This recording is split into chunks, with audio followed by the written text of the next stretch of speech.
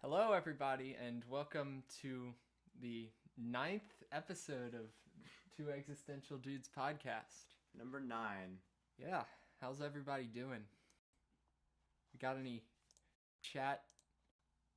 You guys really need to say more stuff in the chat. I feel like a teacher on Google Meet or We something. feel, yeah. Like, how you guys doing? 3 minutes of just straight silence. We can't even see them. That's true. Bodiless numbers. That's all we know. I hope no one was scared away by the warning at the beginning. I'll put it up. I'll put it up again just so everyone can see it. You use the word "are controversial." I mean, parts of it, I suppose, but like, wow. Also, it's a great. Well, I deal in absolutes. Yeah, of course. Only Seth does. That's why the background is black and red. Of course. Makes sense. All right. So today's topics are kind of vague as evidence, as I said in the description, but they all kind of fall under the categories of self-identity, self-labeling, and interestingly, self-diagnosis. And these all work together in their own way, so neither of us really know how to start, if that wasn't apparent thus far. So I do have one question I can lead with. okay, good. So How first do of we all, want to define this? well, I won't say that today, but I'll ask, why do humans self-identify, or rather identify with things such as groups?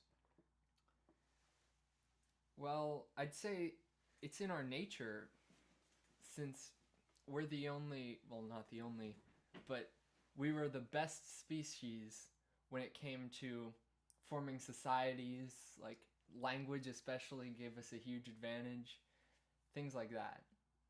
Okay. That's, since it's gotten us so far, we think we almost have to have that individually. Yeah, I would go more with, I see what you mean, but I would go more with the sense of belonging. You want to be included. This is the reason we see. I mean, it would kind of go along the same lines, because Right. back to the pyramid of needs that we talked about. It's what, level 2, 3? Yeah, because a group can provide a lot of those things. A group, like your family provides, especially for children, provides food, shelter, those basic needs. They can provide safety. And then you get to that sense of community as well. Okay. Yeah, that makes sense. Yeah. So, yeah, I always like to think of it as that belonging in that community that you build as kind of a base from which you can grow out of. And I wonder how much of that is trained, if you will, or versus innate. So, in other words, like, is it intrinsic? However you say that word. Intrinsic? Intrinsic, thank you. I can never get it right. Is it that for us to want to be part of a group, to want to belong, or is that something we learn growing up in a society where everyone does that? Which in and of itself is wanting to belong, if you will. So kind of a nature versus nurture thing. Yeah. It's almost like it's the most deep philosophical argument that comes up every 30 minutes. Philosophical? I'm never Nothing gonna gets stop, past I'm never you. gonna stop calling you out. Nothing gets past you. One of these days I'll say a sentence completely perfect. Was that perfect? Completely perfect? Well, you wouldn't need to... Technically, completely would be redundant in that case, because perfection implies... Not necessarily, because totality. you can have imperfection so that it's non-completely perfect. But that would be the opposite of perfect. Perfect being all-inclusive. Everything. I mean, I've always liked non-imperfect. Oh, Lord. This is going to be a great Non-imperfect episode. would just be perfect. Non-imperfect, perfect imperfections. Okay, that was completely unnecessary, and I apologize for the last minute that you guys will never get back. Sorry. So, okay then. How do we want to define labeling? We'll go there. Okay. Labeling. I would describe it as giving a name, a sort of generalization, I guess. I don't want to use the word label to describe labeling. A title, if you will. Yeah, you give a title to something Mhm. that simplifies it in your mind. Okay. Yeah, okay, so I was going to say there's only two parts of labeling, but I'll add a third now because of that. I would define labeling as three different things, either for classification, as in like a scientific classification, or two that are more related to each other, which on a base level, it's simply just to refer to something, which can be that classification, but also can be a name of sorts, or like how old you are, that kind of stuff. But then on a deeper level, the purpose of a label is to help align something with something else. And I suppose, considering that, then classification applies to them both. Mm-hmm. But I think of labeling more as addressing a person as an individual as opposed to like a scientific object. Which is why I bring in the aligning with groups and ideas. I apologize for the canine in the background. I thought you were better than this, Luke. I thought you got out of your barking phase.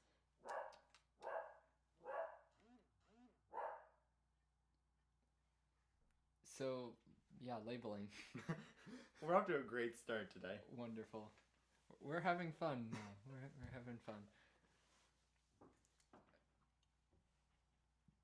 When you think, so that's interesting that you relate it more to people, because I would almost relate it more to objects, because when you like put a label on something, like especially a physical label, that's something you do with objects. Like if you think a label maker, it's something that you dehumanizes it.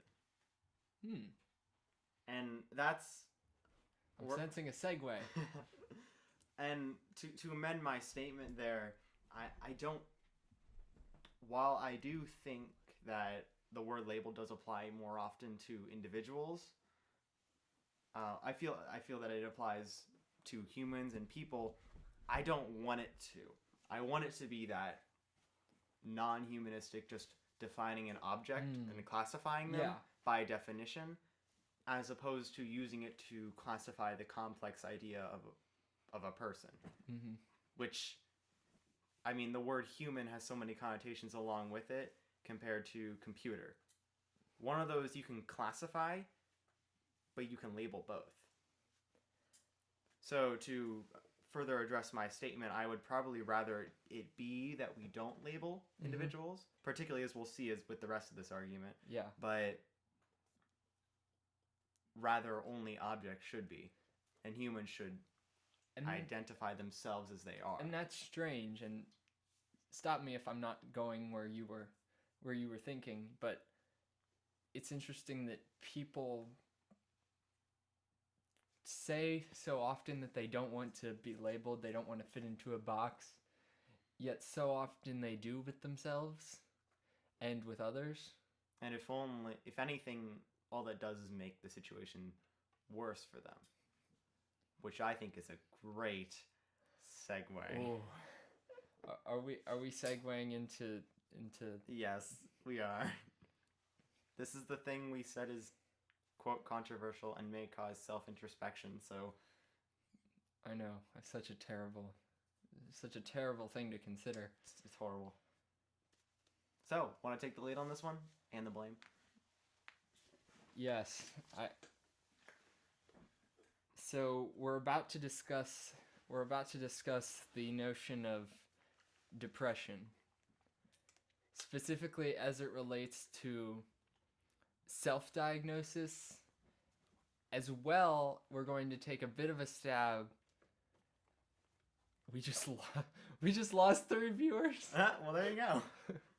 Anyway, as it relates They're not to, ready for the intense introspection. as it relates to self-diagnosis, and we're also going to take a stab at, I guess you could say, the social sciences psychological community as it relates to overdiagnosis of depression. Yeah, and I should clarify that none of this is, probably should have said this before people left, but none of this is intended to be an attack of sorts. We don't want to take a side here other than a side of, in an argument, if you will. But the purpose of this is to hopefully elaborate upon and kind of discern what it really means, Again, and if not, bring it into your eyes. Again, the ultimate goal of this, as we prefaced earlier, is not to dehumanize people. It's to sort of undo what this labeling has done to some people. Yeah. And to get right into evidence, the first example of dehumanization would be the trivialization of a disease and a disorder. Because I will not deny there is, of course, depression that does exist. It is definitely an issue, and those who have it should be addressed and try and take care of it. But I found very quickly, just looking right at Google and typing in the words depression just to do some basic research, the very first suggested result was quotes,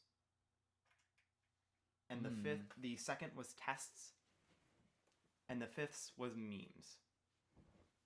Which, for knowing what a true depressive disorder can do to someone, it's honestly, truthfully, very insulting to see that, because it's like, I see that and I question, to me that looks like using it to, as entertainment.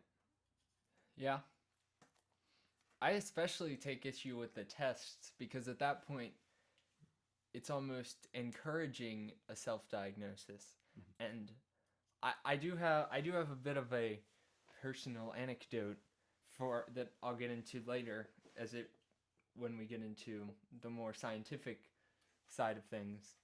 But yeah, the tests are really,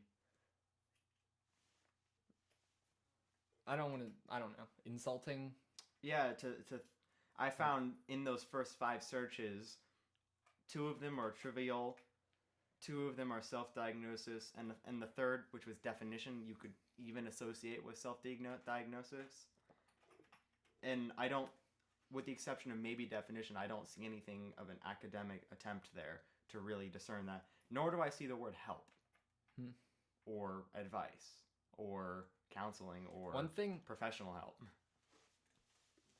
One thing I never found in my research of this topic was,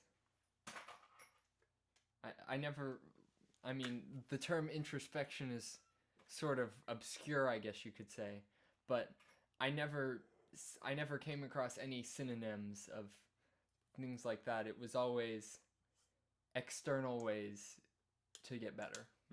Would you say that you found it was always don't blame yourself, but blame either the world or others? Yes, it was either, and I'll get into this when I get into what were described as the medical causes of depression, which, spoiler alert, they don't know. and the That's a great spoiler alert. The attempt to define that is misleading, to say the least, and very conflicting. Where was I going with that? Because in reality, what depression is just some sort of downtrodden state. And I just like you, I wasn't able to find any particularly scientific answers, but from what I would assume, it would be directly associated with loss of like dopamine and all that stuff, a chemical change within your mind. It's, yeah, I think we've talked about it. It is medically defined as a chemical imbalance. Yes. But in terms of the causes of that, it's unclear. And I would even argue a chemical imbalance is every middle schooler. Yeah. For a number of reasons. And that just makes it so much more less helpful. As compared to when we did the love languages, that, yes, it was more of a general category, but it still had 15 definitions of specific things, not to mention all the different types of love to work with. Good connection. Yeah. Go episode 7? Seven. We have too many now. Yeah. Also, we apologize for last week. Things kind of got screwed up. That did happen. We were very afraid that would happen, but it did. The internet went out midway through it, and we just kept talking. We actually got on to some of this kind of stuff, so hopefully this makes up for that. You didn't miss much. I mean... There were no more Luke's uncomfortable love language seminars. None of those, thankfully. They missed all my like creepy talking into the microphone to display fear. That did happen, yes. Where was we get off? Yeah. Okay. I was just making a point. Well, we were in depression, defining it, the different types of depression, comparing it to love, and all how it has a clear definition. Okay. So, I was about to, I guess, call into question the notion of depression and people's sort of outlook towards it, since it's very much seen as something you don't have control over and you can't have control over, and that's part of the reason that the help that we found had nothing to do with oneself. It always involved going outside for either therapy or drugs, or in one case electroshock therapy. That's we'll nice. we'll get to that. You just turned your page and I saw a lot more that I'm excited for. Oh yeah. So I think when this happens, especially with overdiagnosis and self-diagnosis, it can lead one to defer blame of one's dissatisfaction or depression, their dissatisfaction of life, onto the perceived mental illness, or the world that caused it, or the people that caused it. Yeah. And ultimately, that deprives them of their individual autonomy or agency, which is something we talked about last week. Yeah, instead of saying this is my fault, and I can learn from this, this isn't my fault, who's going to fix it for me? And by doing that, like you said, you lose that self-agency and don't know, and as soon as you don't have that anymore, you don't know what to do with yourself. This is why so many people will get a therapist and then have the therapist for the rest of their life. Because I don't want to say it's like once you go and you can't go back, but it really is kind of that way. I have a story. You have a story. I have a personal story. Anecdote. Look at this, guys. This is proper evidence now. No, it's not. Yeah, it is. No. Anecdotes are not evidence. They're circumstantial only. Circumstantial evidence is evidence nonetheless. Okay, but to get more insight on this, I went to the medical people, and the entire medical department of the world. Yes, got it. Specifically, Johns Hopkins. Oh, yeah, okay. You've probably heard about them sometime with the virus and everything. So it's pretty much the CDC, then them, and then maybe Mayo Clinic are like the notable ones. So they usually know their stuff. So I'd like to first read their definition of depression, and Andrew will defer eye-rolling until the end. Oh, no. Oh, I don't know. And then we're going to break it down. We're going to talk about it a little bit. So here we go. You have a very roundabout way about building suspense, and yet it works so well. I'm sorry. Depression, a whole body illness that involves the body, mood, and thoughts. It affects the way you feel about yourself and things. It is not the same as being unhappy or in a, quote, blue mood. It is not a sign of personal weakness or a condition that can be willed or wished away. When you have depression, you can't, quote, pull yourself together and get better. Treatment is often needed and in many times crucial to recovery. Okay, so pause. I had my mouth open. Pause. We're gonna go. We're just gonna go through this. I'll let you do something because I have something that will derail that. Let's anatomize this definition to stick with the medical. Anatomize? Atomize. No. Anatomize. With an N? As in anatomy. Oh, okay. Yeah. I was thinking atom as in atom-y. No. We're not destroying. It's not one of those things. Okay. So this shouldn't take long. We won't get caught on every last detail, of course. Depression is a whole body illness. Okay, stop. We have to stop right there. A whole body illness. Thoughts? I have thoughts about this, but I know what I'll say will derail where you're going with this, so I don't want to add anything. Should I say what I'm going to, and then you can add your thoughts? Yes. That'd be better. That'd be better. Because you'll see what I mean once we get there. I was going to say that right off the bat, if you're not defining it as something neurological or something to do with your nervous system, or you would have to name a certain system, because yeah, you have to be I particular. searched. I did a Google search for whole body illness, and the only thing I could find was lupus. Yeah. Well, yeah, because heart disease affects the whole body, but it's what is it?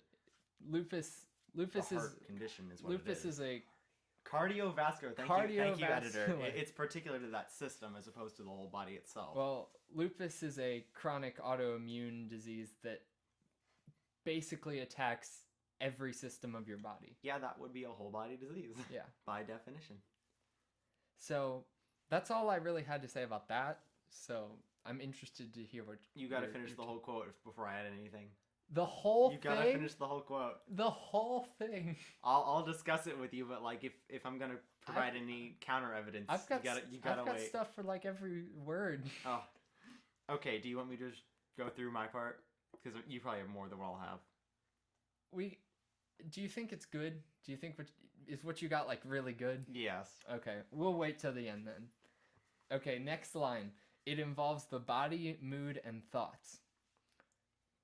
Yeah. First of all,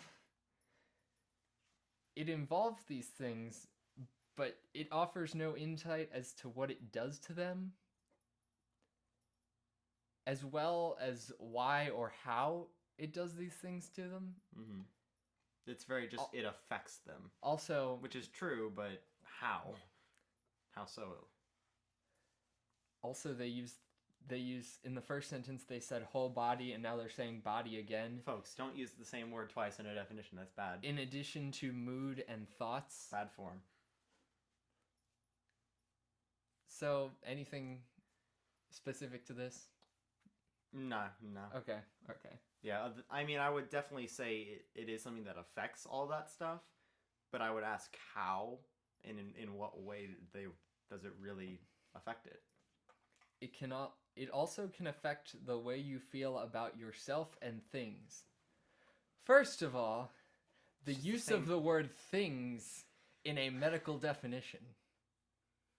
Aren't medical definitions where you're supposed to use words no one can pronounce?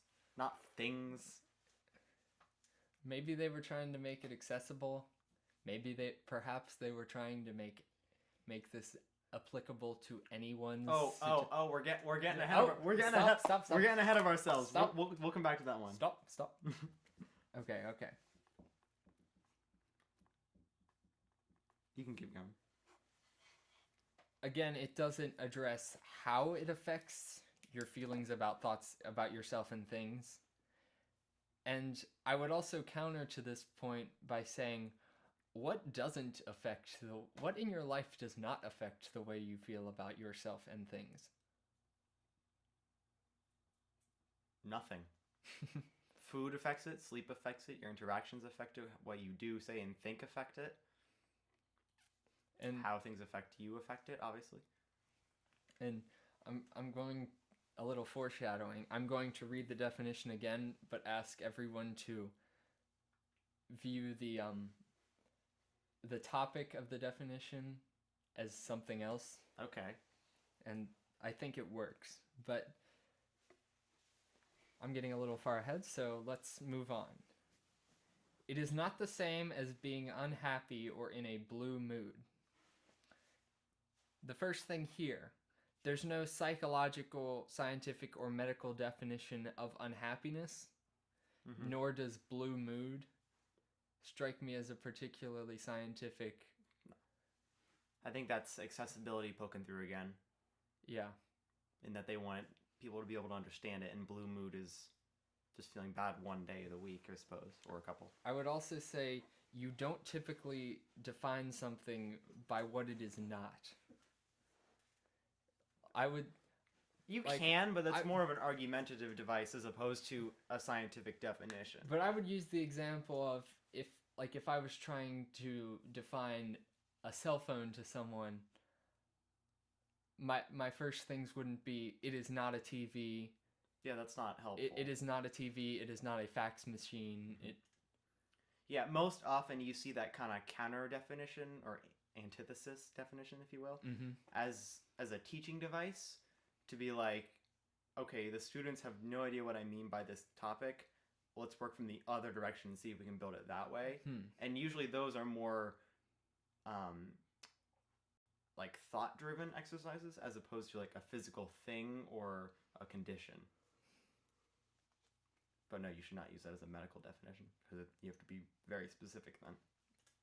Along those same lines, the next sentence is, it is not a sign of personal weakness or a condition that can be willed or wished away. Again, a second use of the negative to define something. Yeah. You are itching. You are absolutely itching to say something. I'll work fast to finish this up, and then I will take your time. I will just. This is really good stuff. Let you go. It's just you're providing me with so much more great stuff to work with. So, but also in saying that it cannot be, wished away, that's obvious. You can't wish anything away. You have to work for everything. But willed but saying that it cannot be willed away is basically the same as saying it cannot be worked away. Again, depriving that person of control. Yeah. Over their loss of autonomy. over their own happiness. Okay. Anything else to add? Not on that one. Okay. Is that the end of the quote? No. No? There's still more. Oh, I was like, I thought it was pretty long. Get out your popcorn, folks. Next sentence. When you have depression, you can't, quote, pull yourself together and get better. Again, a third instance of defining something in the negative.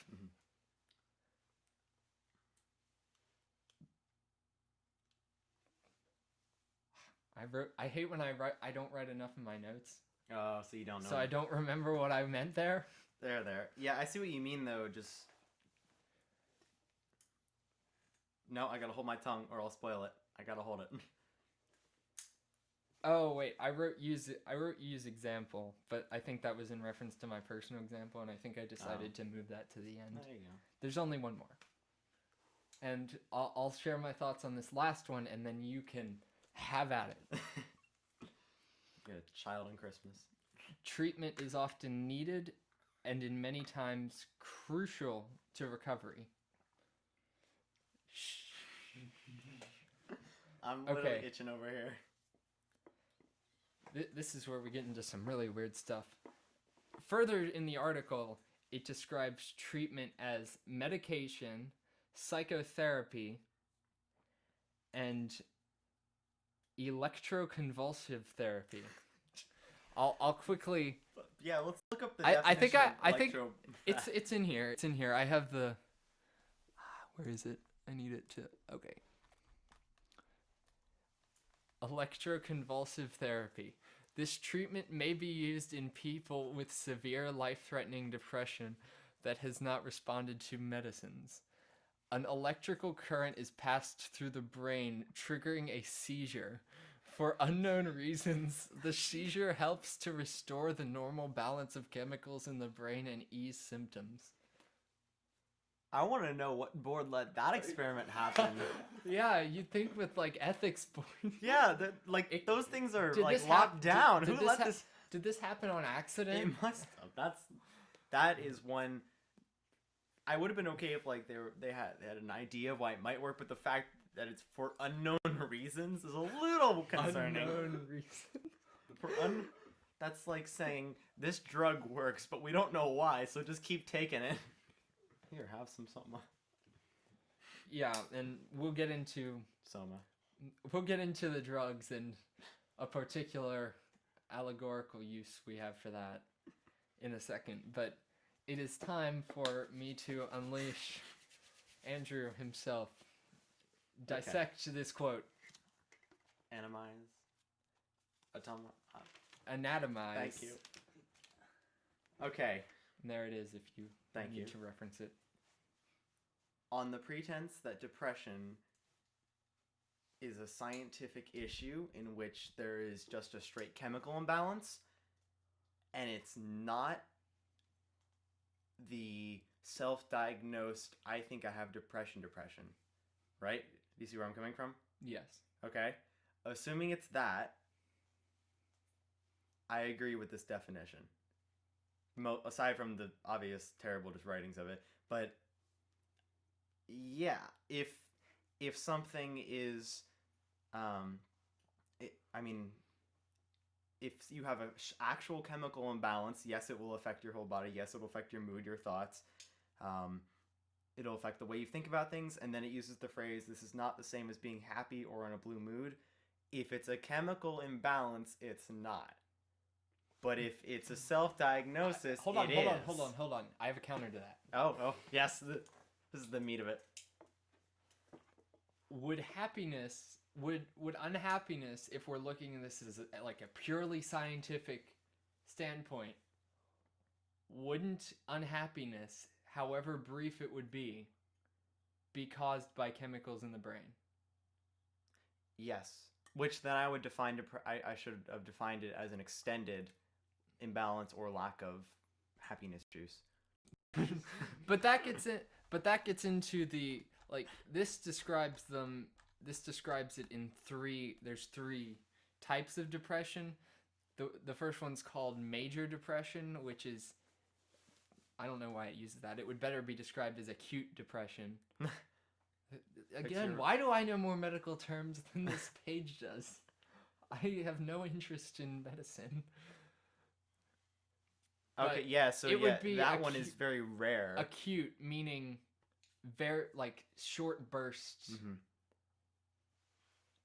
Okay, yeah, and that, I mean, I see where they're coming from, but that's at the fine line between, like, just being unhappy for a little while and actually being chemically depressed. Interesting.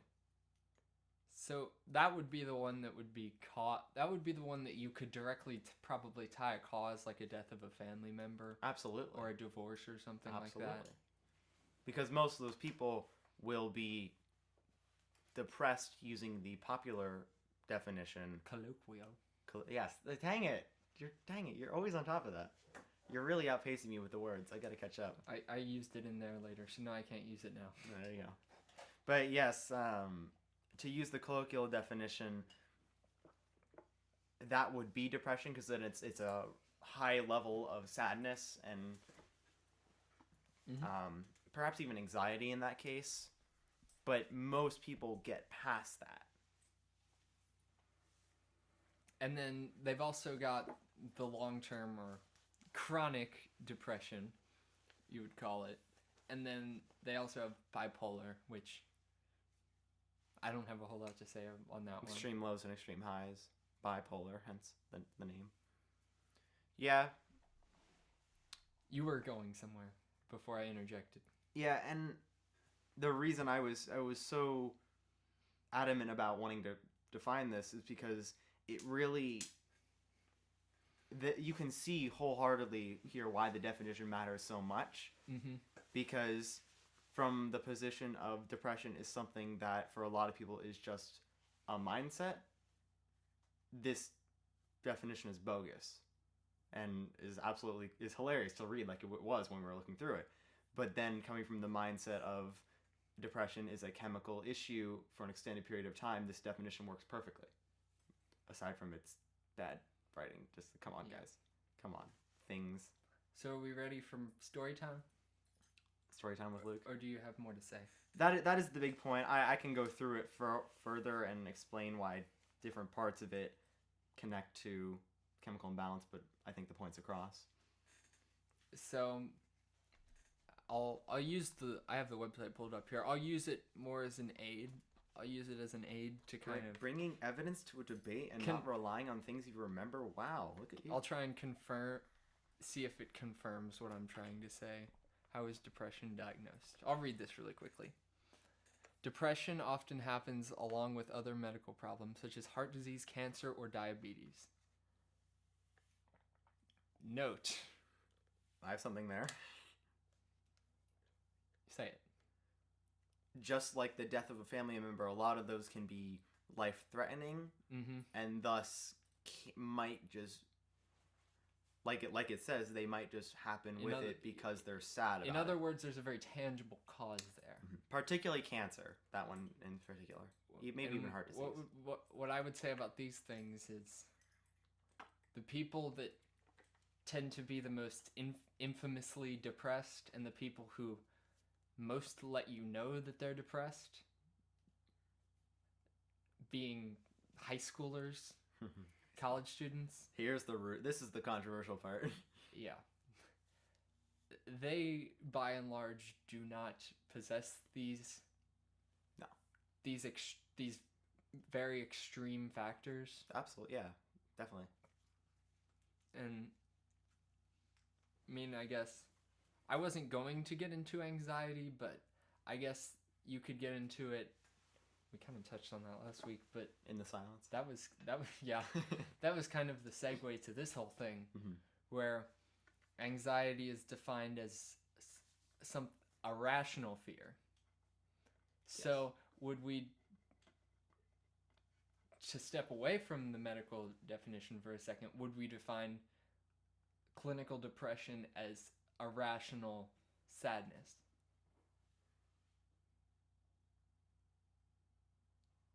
The cogs are slowly turning with that one. I could see it. Your face just shut down, contorted, and then like slowly rebooted. All power to cognition. So, okay. We defined irrational. Something irrational, of course, is something that is unexpected, obviously non-rational, and therefore doesn't make sense necessarily. So a good example of that is the irrational fears we talked about. In that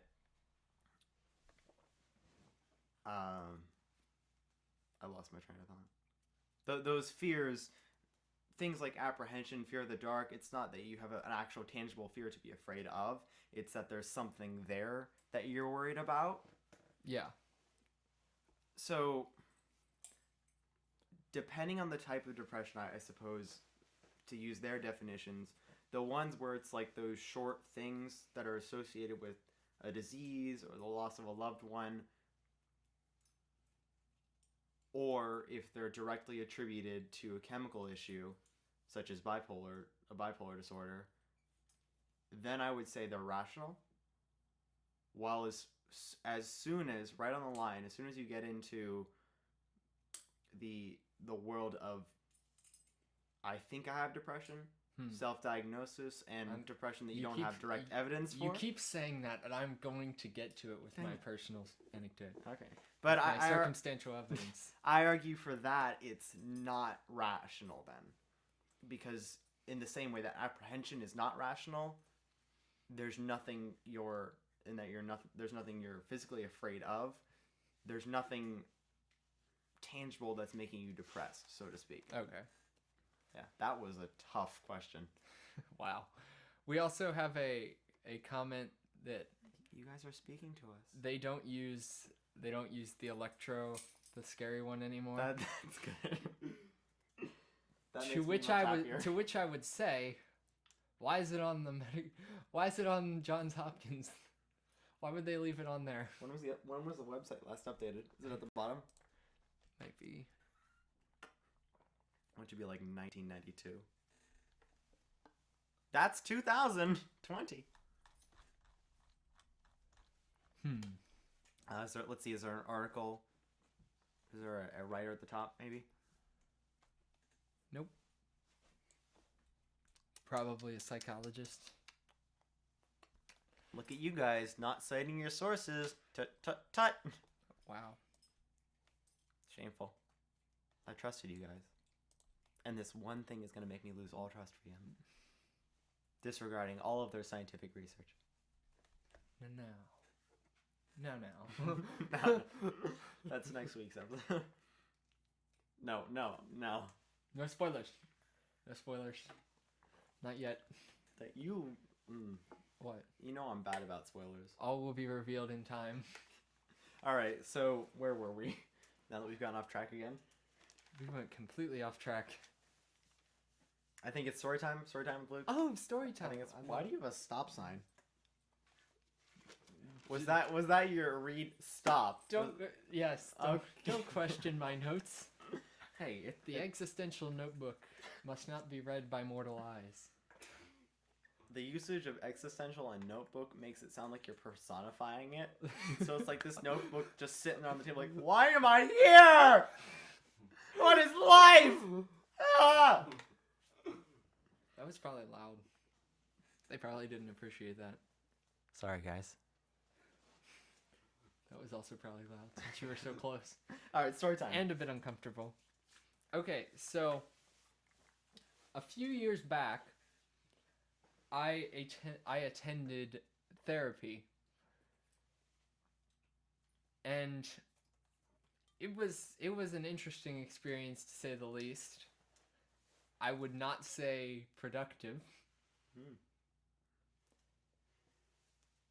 Specifically, one example, they wanted to diagnose me with things. It was almost, I felt like it was almost wanting me to have something so that was the reason and that's something they could point to. And I think that ties into how society and especially the social sciences discourage introspection, even in others. But so they wanted to diagnose me with ADHD for whatever reason. You're not at all like that. At all. You keep your train of thought perfectly. Yes. I'm sorry. Keep going. Hey. Too close to home.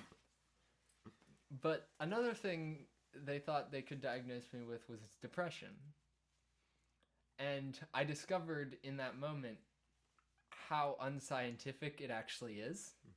I was handed a 12-question questionnaire. I filled it out.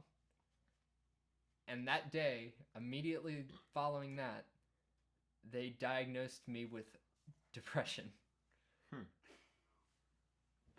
A 12-question questionnaire that was like, basically like a survey, like strongly agree to strongly disagree.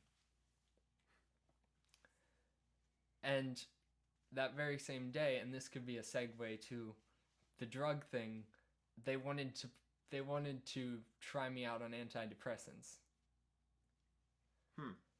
And I of course said no. Well, I say that as though it's like an obvious thing, but I decided no. I didn't believe I was depressed. I didn't think this questionnaire actually defined that in any sense.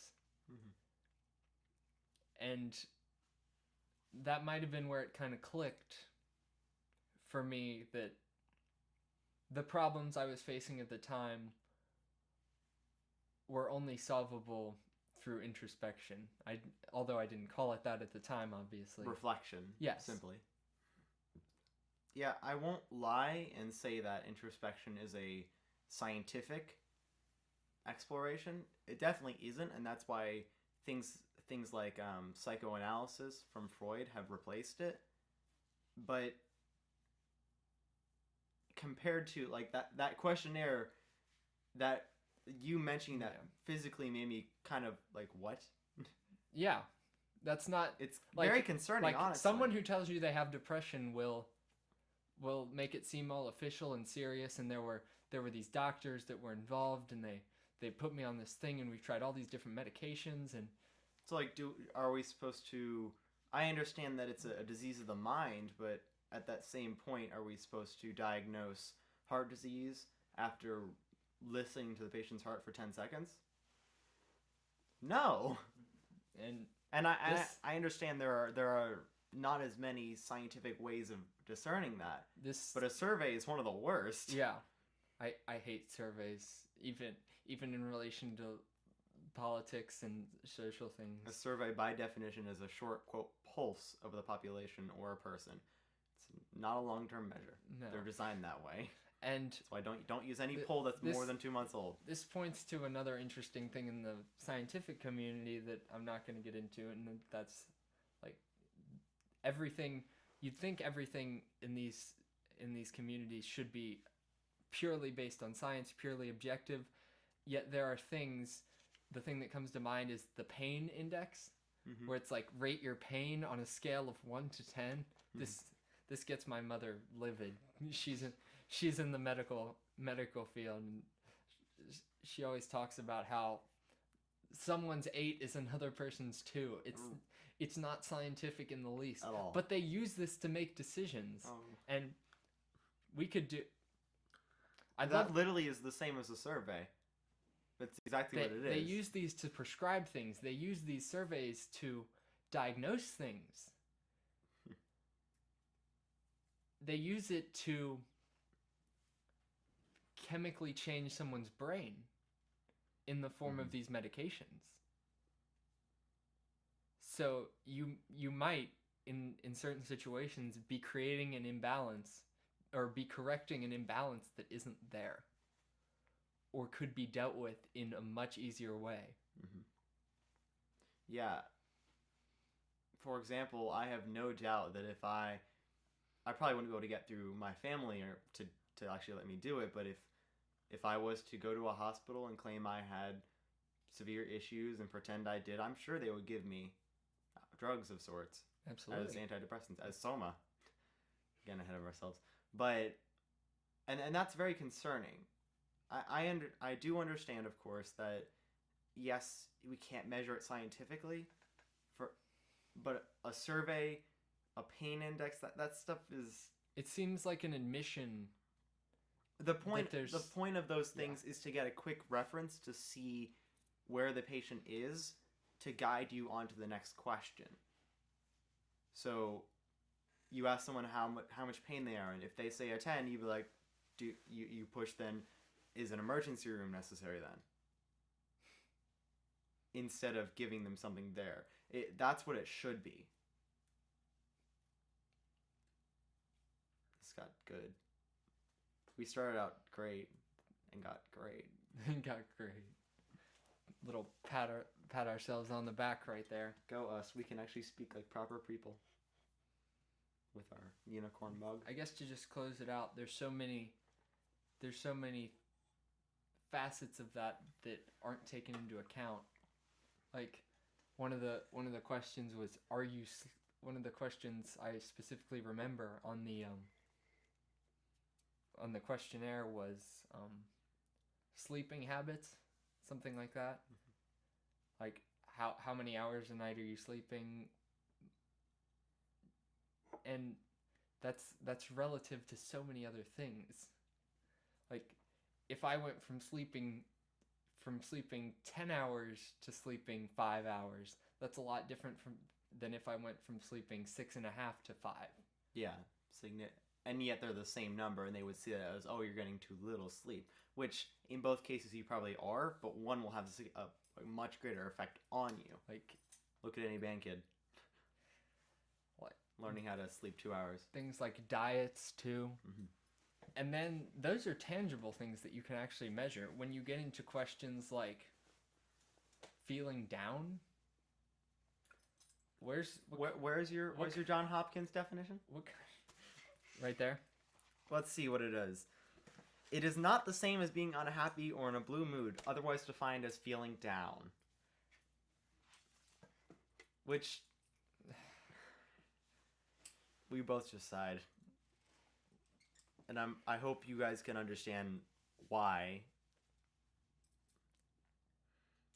It really does come down to it that we have this situation where instead of trying to have this scientific goal and the scientific understanding of things, you face quick solution and often a solution on little evidence.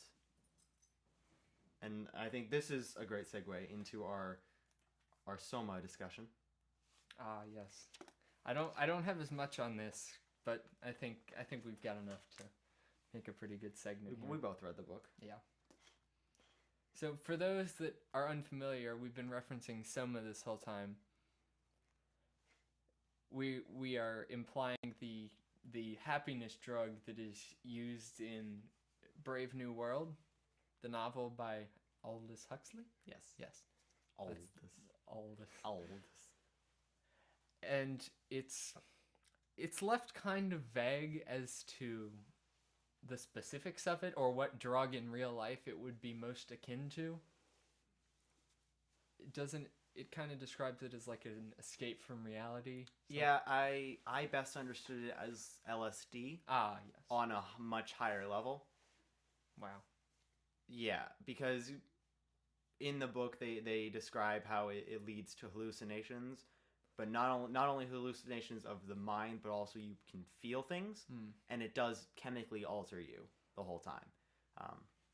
Those imagery scenes are interesting. Definitely read the book if you haven't. Absolutely. But the whole reason Huxley... So the whole purpose of the book itself, we talked about it on episode 5 a little bit, is that he's arguing that the death of society will come not from an overarching totalitarian government as in 1984 by Orwell, but by a overconsumption of entertainment. And thus... pleasure. Yes. Absolute pleasure, absolute ecstasy, bliss. So the entire book, anytime one of the characters has an issue, or is like, this doesn't seem right, the immediate response, almost without any hesitation in all the cases, is have some soma. And that's... I need to reread the book to really grasp how frightening it is. Oh, yeah. I need to read it to scare myself. But that's what's key to it, is that... instead of trying to okay, let's try and work this out together or come up with a pragmatic, reasoned, time-garnered solution, have some soma. And that's the same as instead of going to a therapist for months, if not years, trying to really discern what's going on and having careful conversations and developing a good relationship to actually have a trust. It's felt this questionnaire. Here's your drugs. Have a nice day. It's business-like.